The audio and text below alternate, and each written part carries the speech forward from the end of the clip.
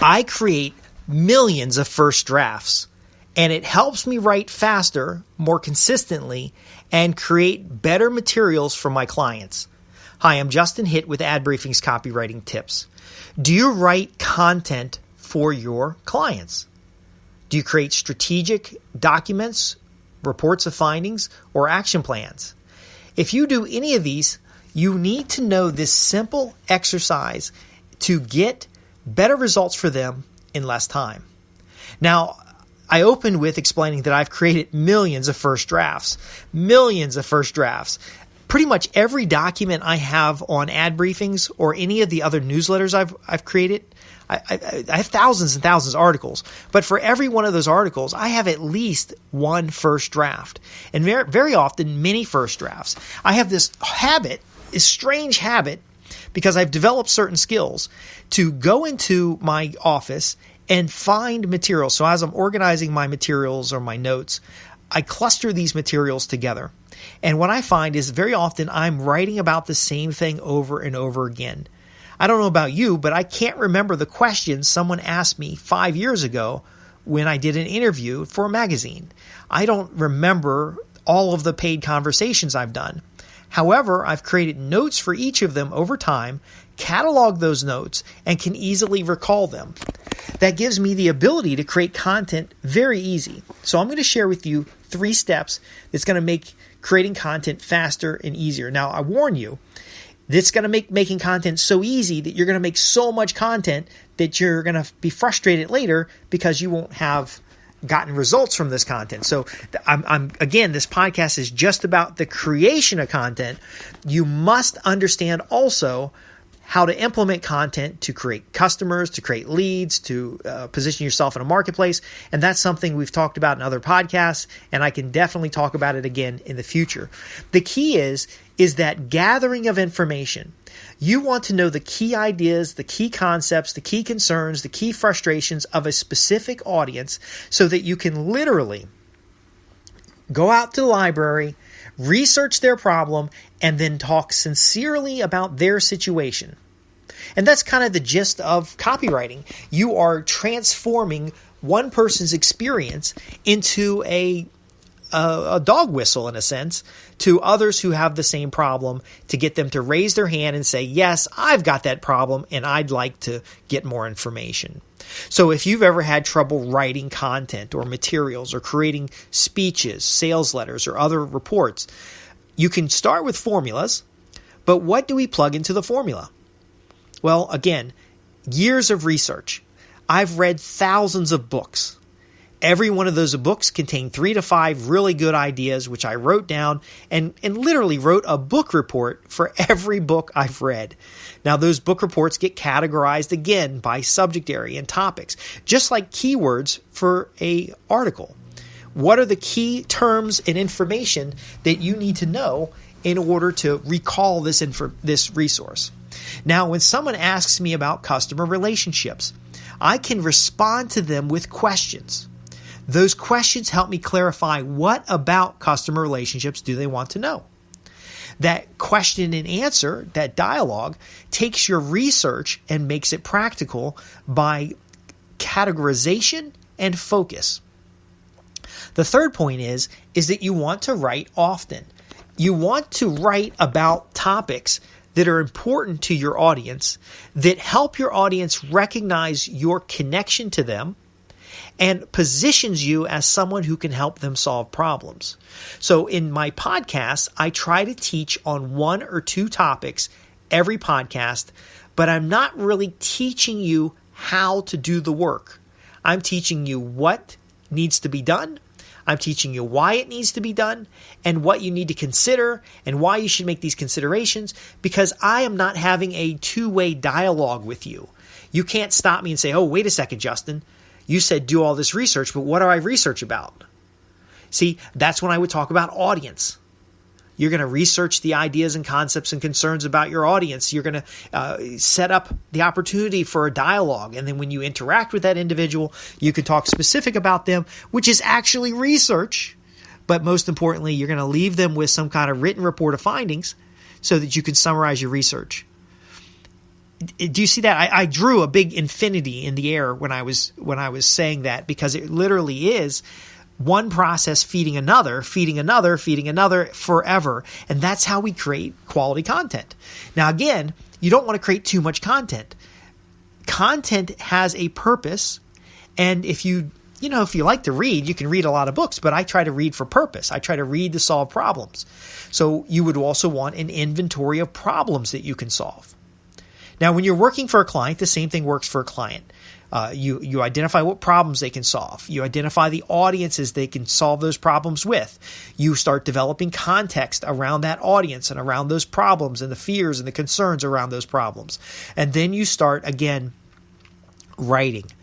I like to write a single little letter. I see a lot of clients do this well. They just write a monthly newsletter or a weekly newsletter, and they're just getting these materials out there. Now, I get frustrated that sometimes I'm writing newsletters for nobody. I'm writing it for an avatar. But ultimately, I'm developing a skill set and an understanding of an audience so that when I do serve my clients, I can provide them maximum value. I can deliver to them a context that is relevant. However, again, action, action, action. This content in front of an audience gets you feedback. This content in front of an audience gets you additional questions. That is the refinement that you need to write a content that connects. So if you're writing reports, yes, you can have an unlimited supply of materials to fill that report. But if it's the wrong materials for the audience is going to be bored and they're not going to read the report. If you have good subject matter expertise in an area, except you're seriously an expert, and this happens with your clients. You probably see this. You're an expert in copywriting. You're an expert in marketing. You know how to help customers create and keep profitable customers. You can make more business for your client, but they don't want to hire you for some reason. They don't call you back. Well, maybe you're talking at your level rather than their level. How can you simplify what you're saying in such a way that it is easy to understand and comprehend? I use the infinity symbol in this case that has 3 key points. On the left, it has a point of your audience. In the middle, it has a point of your action. And on the right, it has a point of your topic.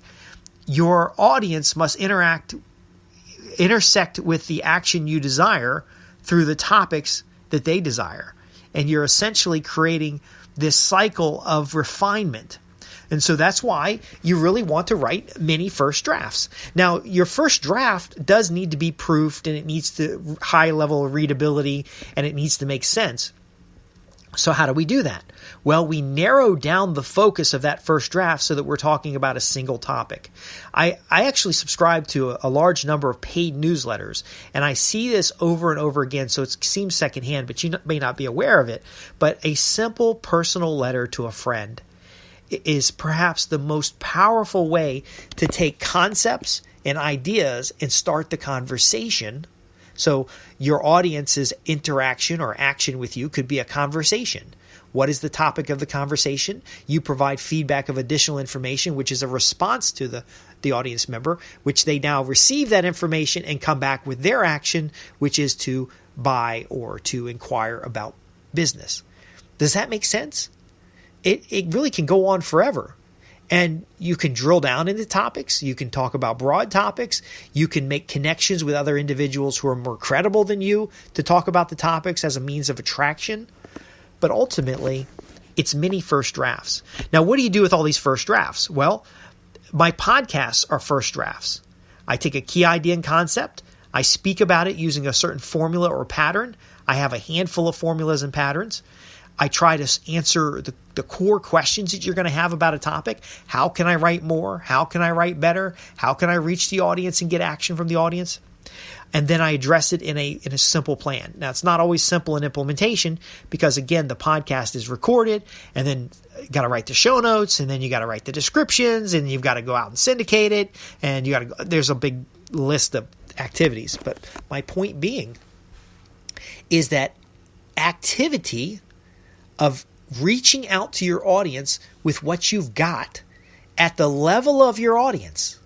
Okay. You could go into a lot of details about direct response and, how to track and metrics and, conversion rates. But again, if your audience doesn't know the difference between image advertising and direct response, you need to start there, which ought to be easy for you to create because you already understand the complex issues that we discuss here on the podcast.